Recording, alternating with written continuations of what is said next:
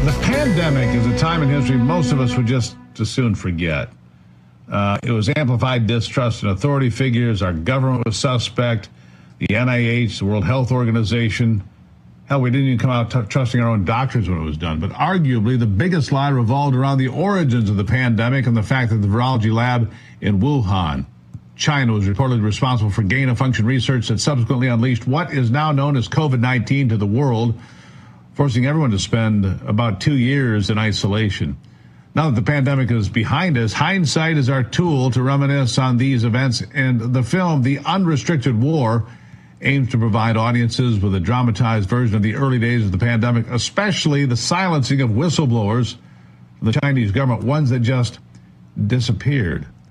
Joining me now to discuss is director and co-writer of The Unrestricted War, Yan Ma. Thank you for being here. It's interesting. I called this early on because in the early days of the pandemic, they tried to say it was the wet market. It was pretty easy to see that it could, and I don't know exactly how it got out. Maybe it was intentional. I'm thinking it was probably reckless. You can tell me your thoughts. Obviously, you've made the movie here.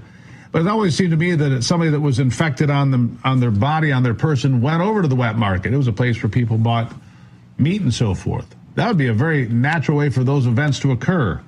What do you think happened? How did it get out? Yes, exactly. We did a lot of research and investigation, and obviously right now, because the Chinese Communist Party is like really strict about all the information related to this, so it's really no way for anyone to get a concrete answer at this moment. But through all the research, yes, it feels very likely that it is a lab leak. And I remember I heard from an interview from one of the chief scientists.